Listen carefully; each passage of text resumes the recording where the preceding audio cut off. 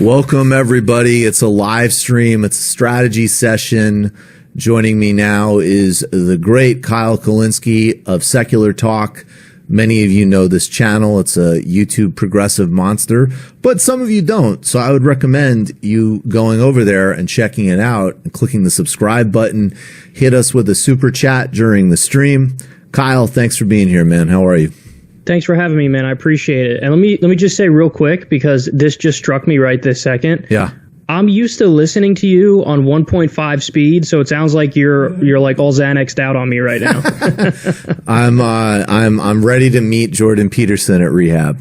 Oh boy, I saw that story too. Goodness gracious. We don't even have time for that. But don't worry. See, I will just say people confused me wishing him a successful recovery because I take that seriously across the board with confusing the fact that I won't be doing some type of impression of him completely zonked out of his mind. And I assure you that those things are not mutually exclusive. So stay tuned. Kyle, the House has finally come into formation on impeachment. What are your thoughts on it? Yeah. So, this is one of those things where I know that even with my own audience, what I'm going to say is probably not going to be all that popular because I'm raining on everybody's parade and nobody likes a buzzkill. But, I've thought about this issue quite a bit, and I hate to say that I only see it ending one way. And I wish that I could be talked out of this utterly nihilistic feeling I have. But, I honestly think here's what could potentially happen. So let's say they do this impeachment inquiry and then, they take it to the House floor, which, by the way, is an open question as to whether or not they'll actually even take it to the House floor for a vote. But so let's say they do the impeachment inquiry. They go to the House floor.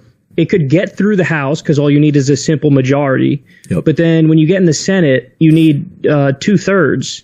So there's quite literally a 0% chance of that happening. Right. So definitely. In other words, I think that what would happen is Trump would win out in the Senate, and then he would have to get a round of press where they say, he's Teflon Don, and then his base is revitalized for 2020. I mean, that's the only potential scenario that I could see unfolding. I want to be wrong, but I just don't see anything else happening. So I think it would be a giant waste of time at best. At worst, it actually helps him massively. We just have a tweet up. President Trump coming right out of the gate with all in bold letters, presidential harassment. So at least it's already good on a comedy level. Here's what I think. And this is one of my takes where I'm incredibly superficial and dispositional. So my thing with impeachment is, and I'll get to the more substantive things that maybe we could be a little bit more optimistic about, in a second. But I want to just, stipulate the obvious up front. Of course, he's not going to get removed from office. That's a given. I think that when Rashida Tlaib came out and said, impeach the MFer, I was okay, if you do it like that, I support it. In other words, if the attitude is we're going to finally be ruthless and not just a bunch of process nerds, right, who can't keep up with this administration and Republicans, we always get rolled, we're not aggressive, and we're just going to throw political bombs the same way Republicans do and just have swag and incidentally, be right on at least some merits. Because as far as I'm concerned, I know very little about this Ukraine story. It's actually it's interesting. It's worth looking at. But, there's the emoluments clause. There's, frankly, crime. I would absolutely call crimes against humanity at the border. There's plenty of grounds to do this. So I feel my concern was always I was just do it or don't, right? If you're not going to do it because you're too this is not, you don't think it's tactically advisable, then just shut up about it. But if you're going to do it, go at it hard. And frankly, I wish they had done it several months ago with just that sort of attitude. I think what is potentially positive is it gums up the works. They're fighting impeachment. instead of wheeling out their agenda every day. I mean, that's literal eating up of human capital. I think the base thing goes either way. I think that, I think you and I, frankly, we're a little bit more jaundiced, right? Like, of course, Trump is insanely corrupt, like, of course, but we also understand that there's a dual tier justice system across this country, that there's systemic corruption. So I don't think the West Wing music doesn't go off for us. And we would prefer to spend the next several months, and year talking about single payer and income inequality and the real systemic crises. But this does juice a lot of people up. So I think the base thing goes both ways. So I hope that that's true, and I want that to be true. But here are my concerns about that. So I think one of the biggest problems is that they decidedly won't do it the way that you want them to do it, which is the way that could be politically advantageous. And what I mean by that is if you get 4 House Democrats together, you will get 4 different reasons for impeachment. And it's just massively scattershot. The underlying premise of everything that all of them say is just Trump is really bad.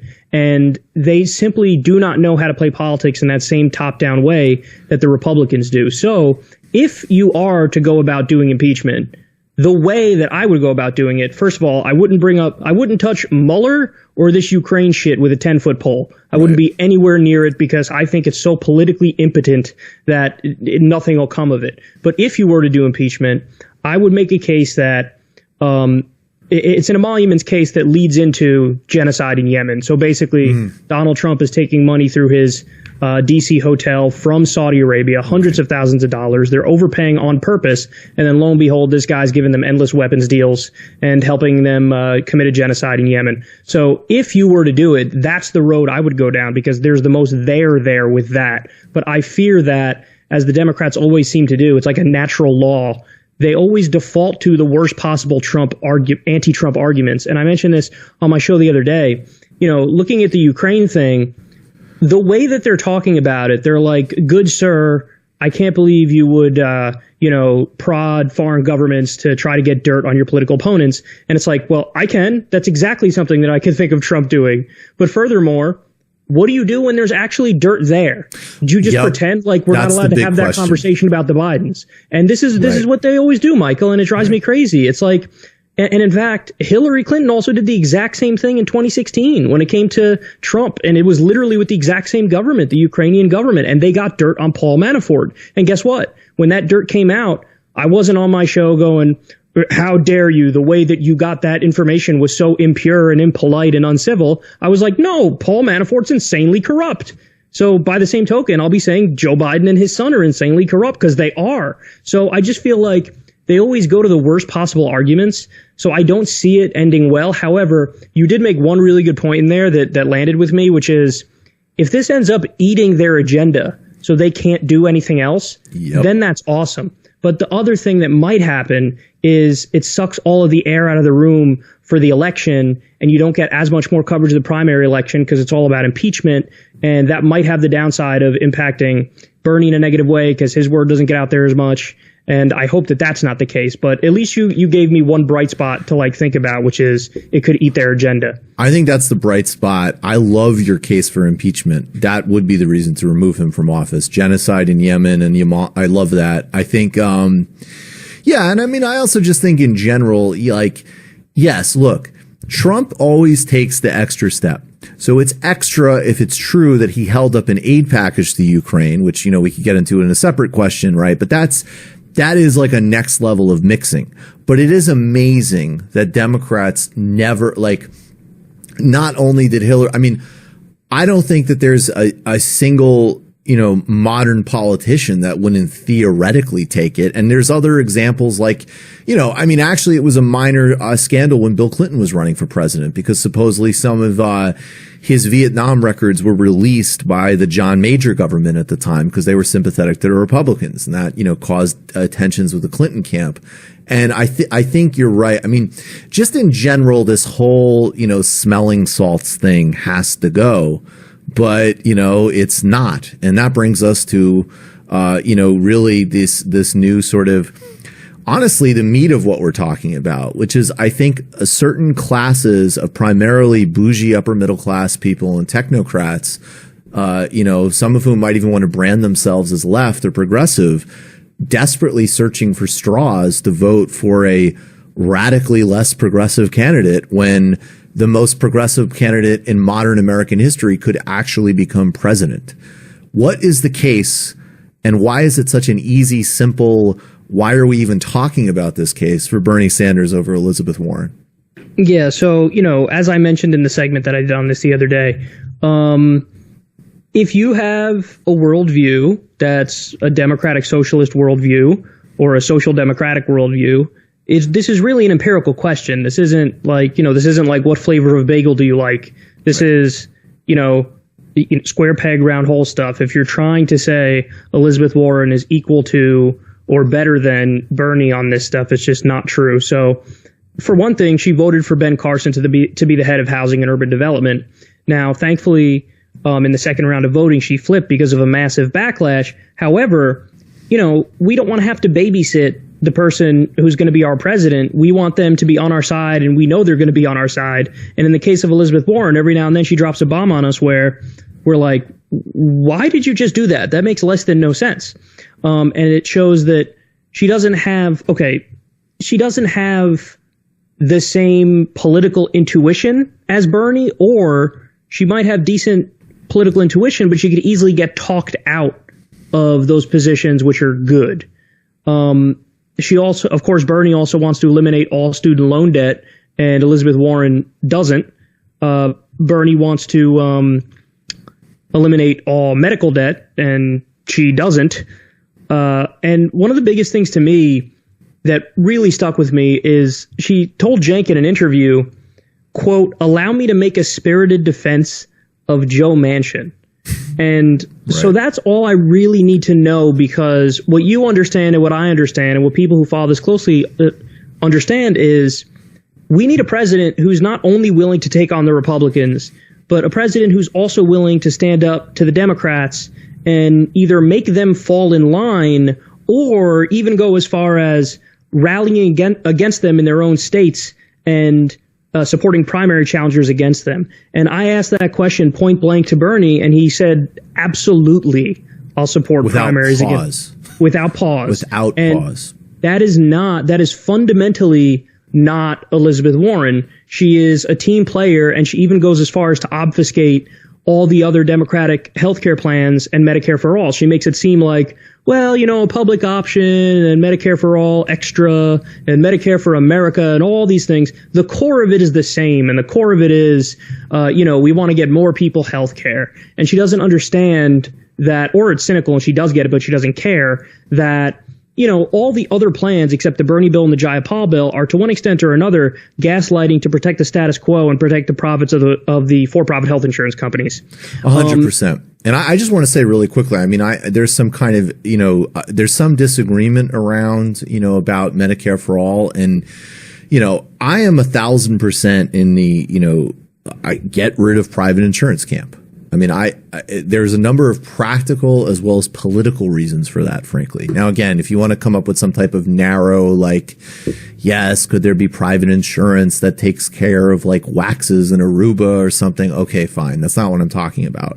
But fundamentally, primary care getting put into a single payer system where doctors are not billing and there's no, private intermediaries. There's no, Pete Buttigieg Medicare for all who want it. I mean, we need a single payer universal system. That is what we know ethically, empirically will by far save the most lives. That's right. And the core of it is the duplicative care provision, which is that you can't have private insurance offering that which is already covered under a Medicare for all system. Right. So, if you want to be in favor of a supplemental system for all, whatever random little tidbits are not covered and are maybe experimental, well, that's totally fine. But the core of it is no duplicative care.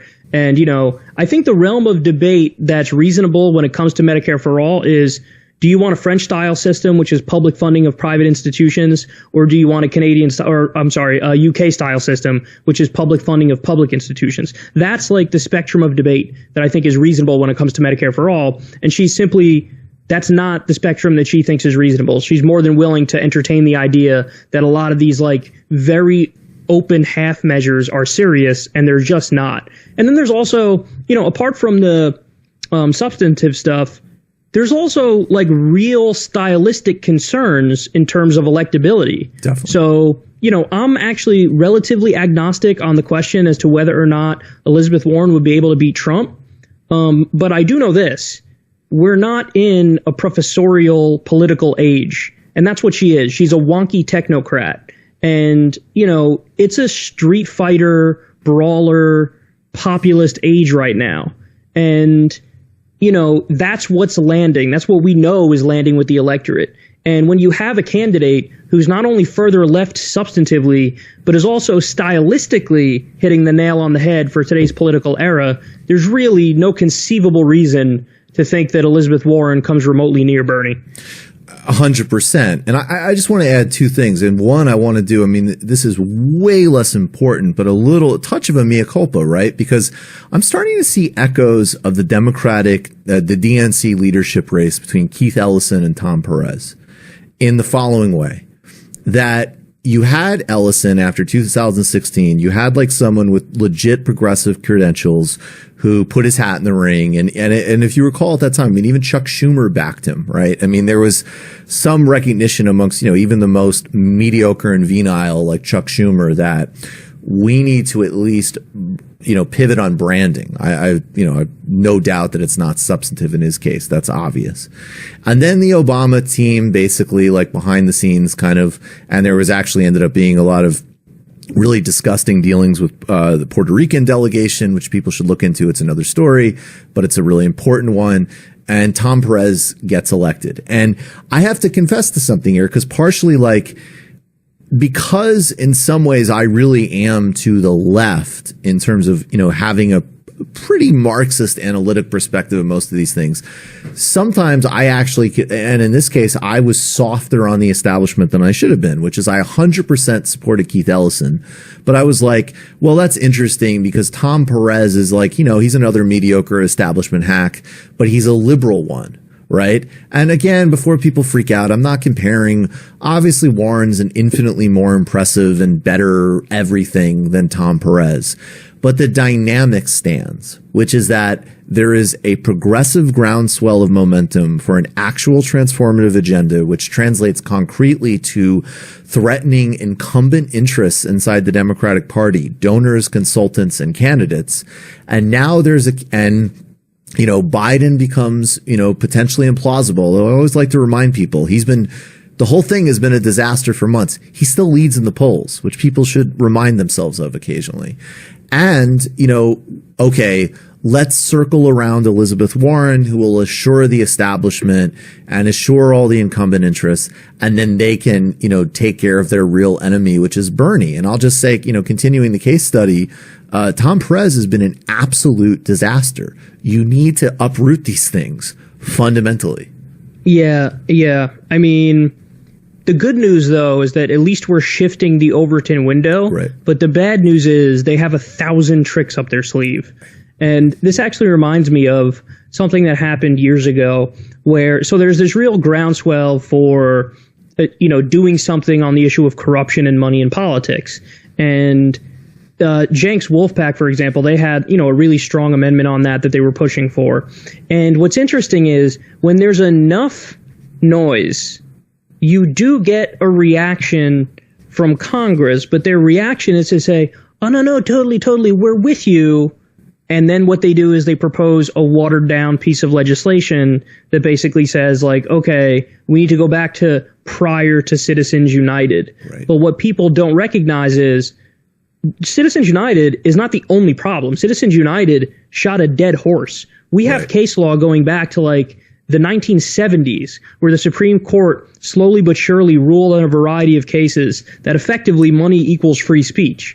So what's interesting is they'll try to harness that grassroots pressure and then redirect it in a way that's more palatable to their concerns. And that's exactly what we're seeing with Elizabeth Warren. Because if you had told me before this election cycle that, hey, Kyle, she's going to get wildly positive press, I would have said there's no way that that's true. Right. There's no way she's going to get positive press. But I think there's this recognition that, okay, basically anybody but Bernie is going to be, palatable to them. So why not prop her up as the alternative and then pretend like, scold all the Bernie bros and say like, well, if you don't accept her, you're obviously just sexist. Right. We'll play that same game again. I think, and again, right. We can't even get into that nonsense. But I think that, that's exactly right. And I think, it's very revealing. And last summer, or last winter, really, the quotes from Wall Street people and profiles would say we're open to anybody besides Sanders or Warren. And now it's we need to stop Bernie Sanders. That's right. It's morphed. You're so right. And I just also want to add, and obviously I hit this a lot, but this is coming on the heels of a new, Council on Foreign Relations questionnaire, which I'm actually writing a piece on currently with Ben Burgess. And I'll be covering that too, by the way. Yeah, I'm sure. And I mean, look, you're talking about, look, I don't even need to, we don't even need to use, hyperbole here. It's just like you said, when we were talking before we went on, totally conventional democratic foreign policy. Now, if you are somebody who claims any kind of international solidarity or progressive impulse, conventional democratic foreign policy is a catastrophe for human beings across the planet. So we're talking the same dead rhetoric on Venezuela. We're talking, yes, maybe I'll kind of wokeify the language on the Palestinians, but obviously we're never going to do. And look, there's one thing short of BDS, but that is actually remotely plausible for a presidential candidate to talk about, which is withholding aid. Bernie's put it on the table. Warren's never going to do it. There's nothing on Latin America. There's nothing on debt relief. There's, yes, withdraw from Afghanistan, which sounds good, but still a lot of rhetoric about securing our interests. And frankly, even if it's just as simple as there's no interest and no focus, well, all of the same retreads. That's how Samantha Power becomes Secretary of State. And we have another 4 years of catastrophic interventionist foreign policy. Well, I just learned this the other day, but apparently Elizabeth Warren had spoken about Madeleine Albright being a close advisor to her on these issues. Disaster. She, quite literally said the death of 500,000 Iraqi civilians was okay. A price we're comfortable paying, to paraphrase her.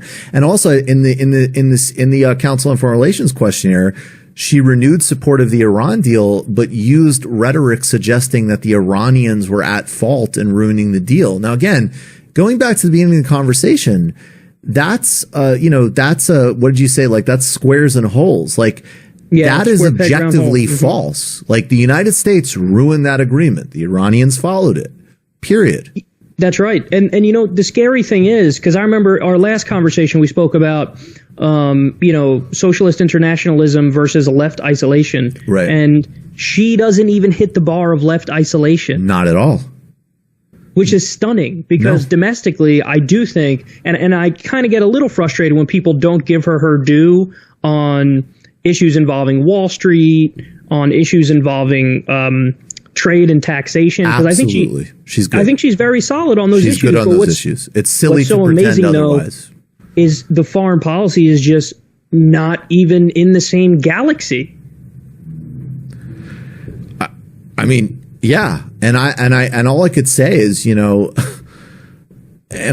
of the things I appreciate about you cover foreign policy a lot too. And I would just say, like, that's something that I'm just going to assert. If you're voting in the United States, you have to, especially if you're going to kind of consider yourself to be, a conscientious person voting, it really is like the ultimate narcissism to not factor that into your vote. And these are galaxies apart. I mean, and then even on the flip side, like, what is the difference between a, global plan to deal with the climate crisis, which of course is a global crisis that involves, technology transfer and joint investment with China and Russia, as well as developing countries, which is essential, versus Thomas Friedman style eco-military. Yeah. And, another thing, a point that's rarely made is that it's true that the area where the president has the most influence is on foreign policy. Like, you can get the most done because you're the commander in chief. So that's what you can impact the most, and that's the area where she's totally lacking. And by the way, we should mention Bernie has improved since 2016 significantly. Right. Significantly. Kyle, you sent this to me the other day, and this isn't even the best of the clip. We don't have enough time to go through all of it. You and I have talked for a long time about needing to dunk on Dummy Dave a little bit. Let's go back to the archives. This is a vintage panel, 2014. Jank, Anna, Dorr, and Skinny Rubin, Jank. and Dummy Skinny Dave. Jank is there. Check him out. And I just want to say, like, this is going to be funny, but this is literally in the context of him defending schools and hospitals being bombed in Gaza. But just watching him think and talk is funny. Let's take a little bit of time to enjoy that. Hey, that's all I have to say about it for today. Yes, look, from everything I understand, Hamas had 5 other ceasefires given to them that they would have gotten on better terms, where the tunnels weren't going to be allowed to still be destroyed. So they obviously were degraded to the point where they had to agree to something that they didn't want to agree to in the first place. So that's one point. And it sounds like even Obama said today that Hamas did break the ceasefire. So that's 2 things. Now, anyone can say, well, you guys never believed the government, so why do you believe the government now? But I think for every story that we ever do, occasionally you got to pick something to believe, right? I mean, yes, I think the government lies all the time, but there's some, we got a lot of paper here, and sometimes you got to believe something. So, yes, it's really shitty. I don't feel any worse for the soldier or his family than anyone else that's died on the other side. But I do agree with the original point you made about what the Israeli narrative is, which is, what can they do? What can they do? They are in war. So when we show numbers, whatever it was, 1,600 versus 60 or something like that. Well, Pause it. I just have to say, that is 1,600 Palestinian civilians versus 60 Israeli civilians. Now, we don't want civilians to die anywhere, but there is something illustrative about that number that Dave might be missing here. But let's just do 30 more seconds. I've never heard war crimes defended in such a funny way. So what true. What can they do? They are in war. So when we show numbers, whatever it was, 1,600 versus 60 or something like that. Well, in the last 8 years, they've invested in the Iron Dome, which has saved their people. And not only has the Iron Dome saved their people, the Iron Dome has actually saved Palestinians. Because think about it, if the Iron Dome wasn't there and these rockets were all landing, well, if you think Israel's response is harsh now, well, just imagine how much harsher it would be if these rockets were landing. So the Iron Dome has saved lives on both sides. All right, Kyle. I love that. I just think, when you think about it, the Iron Dome is helping the Palestinians. No, so the thing that's like next level hilarious is I don't even know what it means when he goes, you got to believe something, and you got a lot of paper here, so like you got to believe something. What does that mean? What does that mean that you have a lot of paper? He's literally saying that, and what I love is that I love it because I actually think at this point, because I just heard, I think Dave is doing some type of fundraiser, if I understand correctly, for like literally the neo-fascist party in Canada. Like, I think Dave as like a crazy, Glenn Beck associate he's probably way more ideologically committed than he ever was. But what I love about this is it's just like, what I get from this clip is he's just like, yeah, the government, and I'm here because I like to do like mediocre jokes about Obama being a cool dad. And, I think women should be able to have abortions. And this is the first topic we've ever talked about that I have any commitment to. And I'm just going to say we should just believe the official narrative on this one. So true. Like, that's exactly what he's saying. By the way, his argument of, well, on one side, there's like, 1,600 people that have been killed. On the other side, there's 60. And he argues like, well, people are using that to say like one side is more wrong. And he's saying like, he's trying to act like that's an absurd position to take. Like, man, are you against the people who are killing way more civilians? Wow, that's so irrational. There's the picture of the kids bombed on the beach. And everybody can use that, but I just don't know if we're really thinking. The best part of that is much later on, and it's funny because you can see the entire time there. So Cenk is trying to play like referee in that conversation, right? And he's doing a pretty decent job of it. And then you could see that the more Dave talks, Jimmy Dore sits there, and you could see his anger level like slowly rising, where his face is getting red. And then when he finally speaks, he like blurts out, he starts like berating Dave and saying like, "I can safely say that the people who are bombing schools are wrong, Dave. You can't." But can you though? I don't know. I mean, we don't always believe the government, but oh my God, man. watch that That's clip. A classic clip. People should watch that. Dave's really stupid. He's also a bad person. Kyle Kulinski, you are the exact opposite. Incredibly smart, incredibly good dude. Really appreciate you. Everybody check out Secular Talk. I'm pretty sure most of you have.